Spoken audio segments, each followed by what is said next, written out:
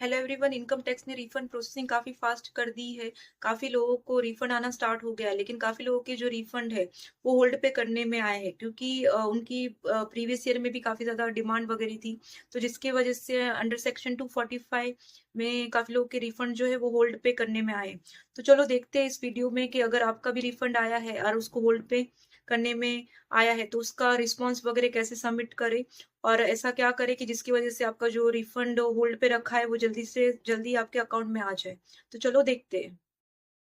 सबसे पहले आपको इनकम टैक्स के पोर्टल पे लॉगिन करके आपका जो आईटीआर है उसका स्टेटस चेक कर लेना है कि अगर आपका रिफंड वगैरह इशू हुआ है तो वो रिफंड इशू हुआ है तो उसको मतलब क्यों होल्ड पे रख दिया गया है। तो जैसे कि आप स्क्रीन पे देख सकते हैं कि फॉर असेसमेंट ये 25 26 के लिए यहाँ पे शो हो रहा है कि refund is kept on hold as a tax payer response and JO response is awaited as per the communication under section 245 और proposed adjustment of refund against outstanding demand, which means के अगर आपका previous year में अगर कुछ भी demand वगैरह रहेगा तो उसके अगेंस्ट में इन्होंने मतलब जो असेसमेंट ये 25 26 है उसका मतलब जो रिफंड है वो होल्ड पे रख दिया गया है। क्योंकि अगर पुराने ईयर का अगर आपका कुछ भी अगर आउटस्टैंडिंग है तो इस साल का रिफंड उसमें एडजस्ट होता है, एंड बाकी का अगर कुछ बैलेंस बचता है तो वो आपको रिफंड करते हैं। तो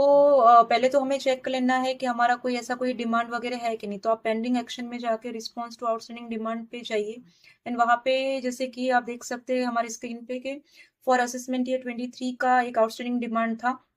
तो जिसकी वजह से हमको जो इस साल का रिफंड है वो होल्ड पे रखने में आया है। लेकिन एक्चुअली जो ये जो असेसमेंट ये 23 का हमारे केस में जो डिमांड था मतलब वो रॉन्ग है, क्योंकि ऑलरेडी हम लोगों ने जो डिमांड है ऑलरेडी पे कर चुके थे। तो इस साल का रिफंड होल्ड पे रखने की जरूरत नहीं थी। तो इसलिए अगर हम लोग इस से एग्री नहीं है और डिसएग्री है तो हम लोग को सिंपली जो हमारा पुराने ईयर का अगर हम लोगों ने डिमांड वगैरह अगर पे कर दिया है तो हम लोग को इसका जो रिस्पॉन्स है हमको सबमिट करना रहेगा। तो जैसे कि हमारा पुराने ईयर का यहाँ पे शो हो रहा है तो हमें यहाँ पे सिंपली एक रीसबमिट रिस्पॉन्स पे हमको जो भी हमारी जो डिमांड है वो करेक्ट है या नहीं है उसको चूज करना है। जैसे कि हमारे केस में जो डिमांड है वो इनकरेक्ट थी, तो इसलिए हम लोग यहाँ पे डिसएग्री विथ डिमांड चूज करेंगे, एंड उसका जो रीजंस वगैरह है वो सिलेक्ट करके हम उसको सबमिट करेंगे। और जैसे कि अगर आपकी डिमांड जो है पुराने ईयर की अगर कोई भी डिमांड है अगर वो आपकी अगर करेक्ट है तो फिर आपको यहाँ पे डिमांड इज करेक्ट करके उसकी जो भी डिमांड रहेगी उसको उसका चलन वगैरह पे करना रहेगा। क्योंकि अगर आपकी डिमांड करेक्ट है पुराने ईयर की और आपने अगर चलन वगैरह पे नहीं किया तो आपका जो इस साल का रिफंड है वो उसके अगेंस्ट में एडजस्ट हो जाएगा। और अगर आप डिसएग्री करते हैं उस रिफंड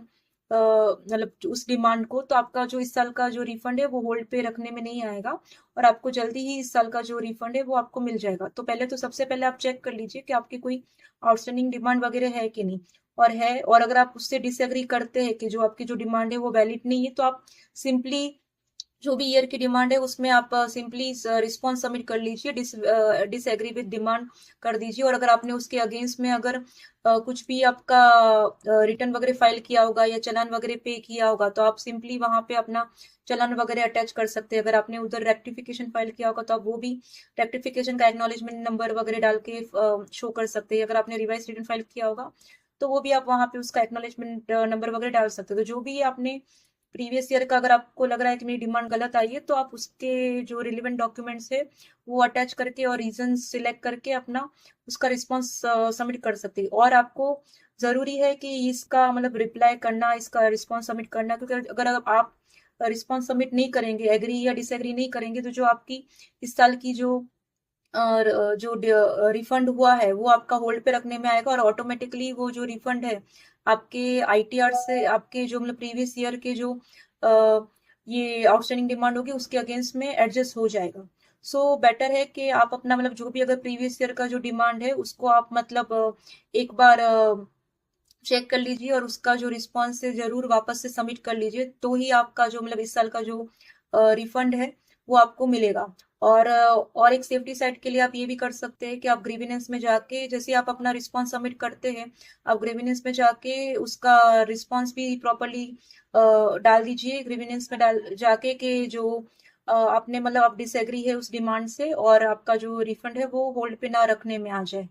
तो अगर आपको भी आईटीआर रिलेटेड या रिफंड रिलेटेड कुछ भी क्वेरी रहेगी और नोटिस रिलेटेड भी अगर कुछ भी क्वेरी रहेगी तो आप हमारे फॉर एनएस टैक्स कंसल्टेंसी को कांटेक्ट कर सकते हैं। Thank you.